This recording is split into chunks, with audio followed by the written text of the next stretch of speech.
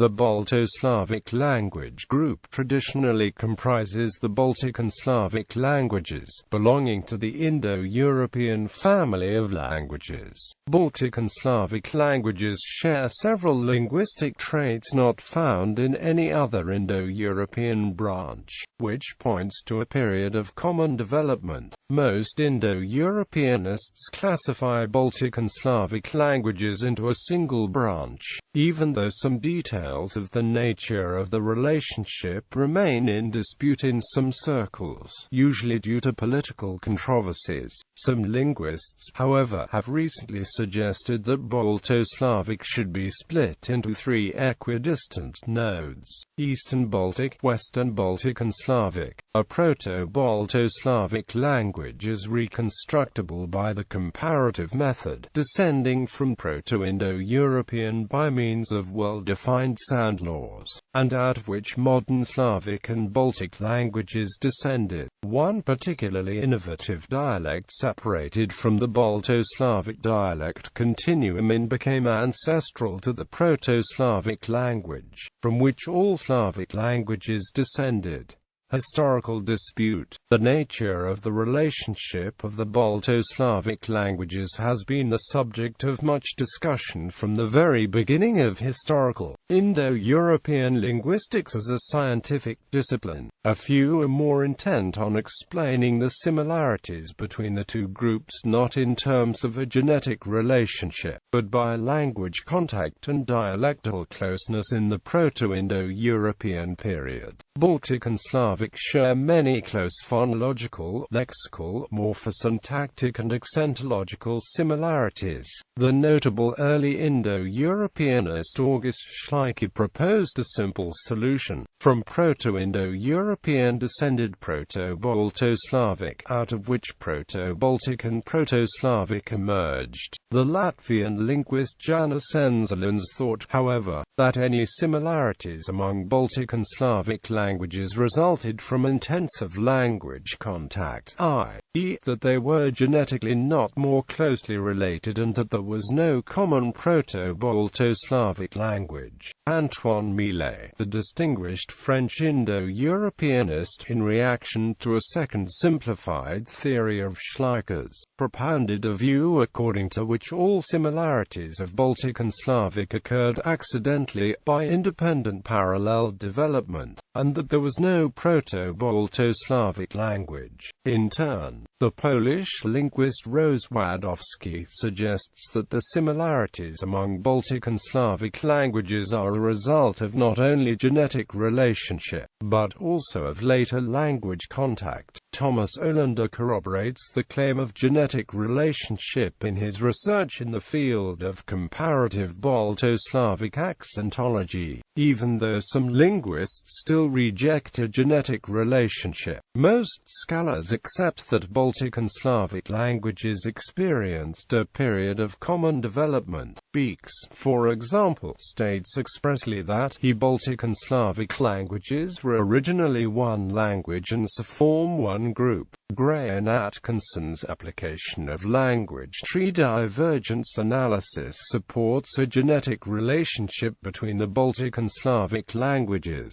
dating the split of the family to about 1400 BCE. That this was found using a very different methodology than other studies lends some credence to the links between the two. Modern interpretation. The Balto-Slavic languages are most often divided into Baltic and Slavic branches. However, in the 1960s Vyacheslav Ivanov and Vladimir Toporov proposed an alternative division, suggesting that the Balto-Slavic proto-language split from the start into West Baltic, East Baltic and Proto-Slavic. With this, Ivanov and Toporov put Baltic unity in question. In the framework, Proto-Slavic is a peripheral and innovative Balto-Slavic dialect that suddenly expanded due to a conjunction of historical circumstances, and effectively erased all the other Balto-Slavic dialects, except in the marginal areas where Lithuanian, Latvian and Old Prussian developed. This model is supported by glottochronologic studies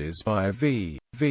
chroma, although both of the most recent computer-generated family trees have a Baltic node parallel to the Slavic node. Onomastic evidence shows that Baltic languages were once spoken in much wider territory than the one they cover today, all the way to Moscow, and were later replaced by Slavic. Historical expansion. The sudden expansion of Proto-Slavic in the 6th and the 7th century is, according to some, connected to the hypothesis that Proto-Slavic was in fact a Koine of the Ava state, i.e., the language of the administration and military rule of the Ava Khaganate in Eastern Europe. In 626, the Slavs, Persians and Avars jointly attacked the Byzantine Empire and laid siege to Constantinople. In that campaign the Slavs fought under Avar officers. As of 2009 there was an ongoing controversy over whether the Slavs might then have been a military caste under the Khaganate rather than an ethnicity.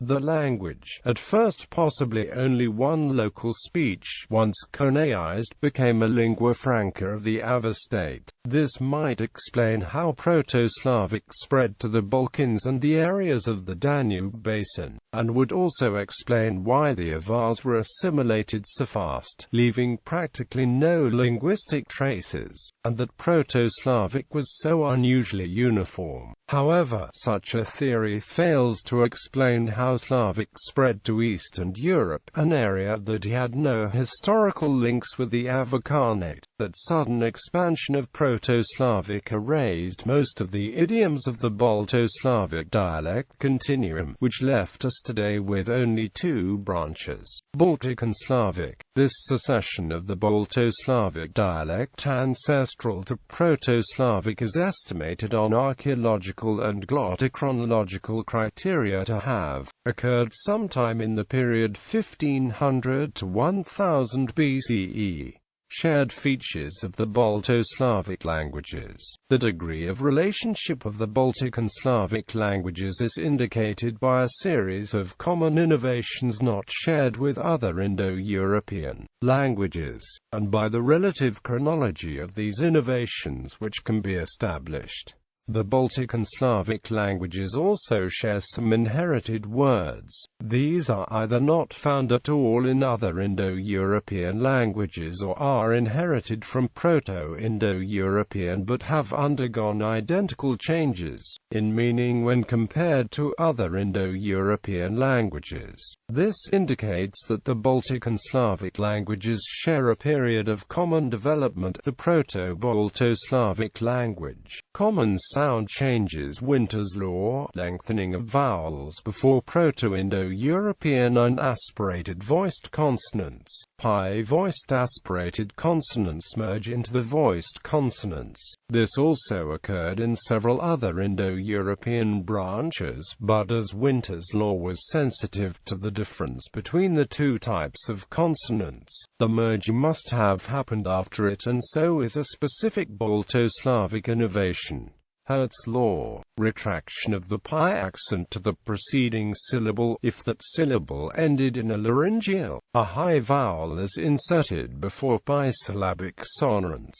This vowel is usually *I, but in some occasions also *U. Proto-Germanic is the only other Indo-European language that inserts a high vowel. All others insert mid or low vowels instead. Emergence of a register distinction on long syllables between acute and circumflex. The acute arose primarily when the syllable ended in a pi-voiced consonant or when it ended in a laryngeal. The distinction is reflected in most Balto-Slavic languages, including Proto-Slavic, as an opposition between rising and falling tone on accented syllables. Some Baltic languages directly reflect the acute register in the form of a so-called broken tone. Shortening of vowels before word final *m, word final *me and gt *m after a long vowel. This followed the preceding change, as the preceding long vowel is retained. Raising of stressed *o to *u in a final syllable. merging of pi short *o and *k into *a or *o. This change also occurred in several other Indo-European branches, but here too it must have happened after Winter's law. Winter's law lengthens *o to *o and *k to *a, and must therefore have occurred before the two sounds merged. It also followed the raising of *o to *q above. It is to be noted that both vowels merge differently in both branches. Baltic languages have a in both cases, but Slavic ones have o, lith. Avis, Old Slavic. The Indo-European long vowels *k and *o merged only in the Slavic branch, and later only in Old Prussian.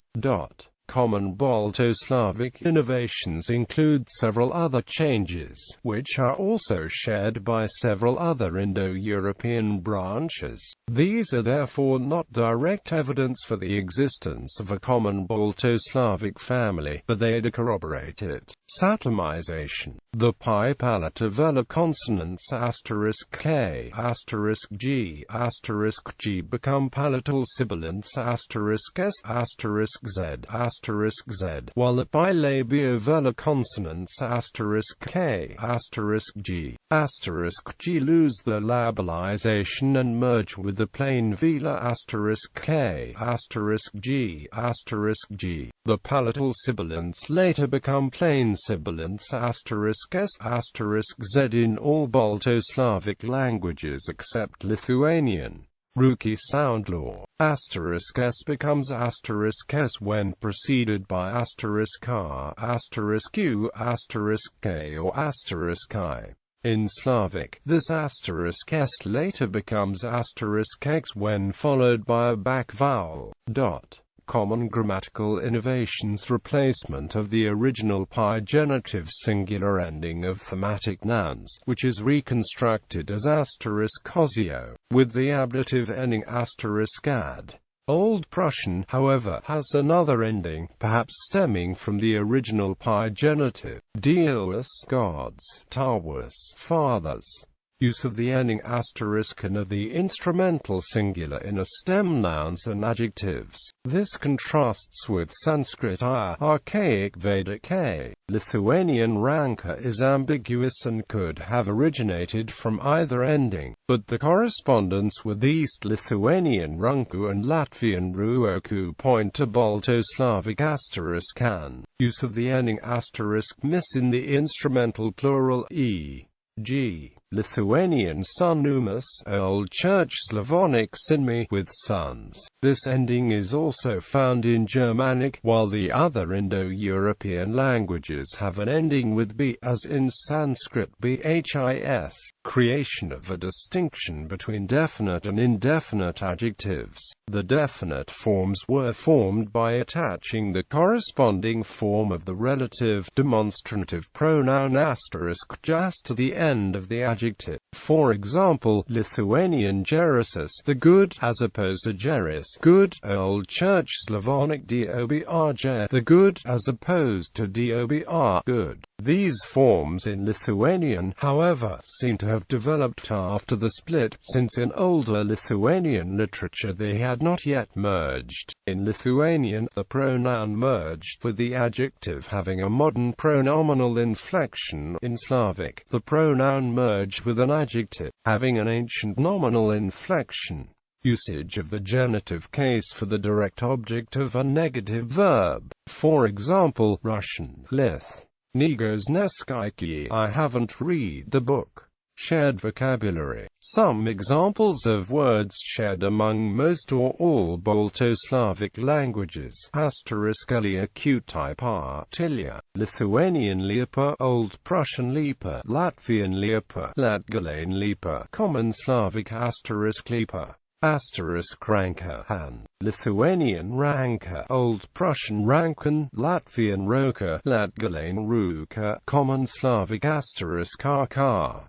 Galwa, head. Lithuanian galva, Old Prussian galwa, Latvian galva, Latgalian golva, Common Slavic *golva.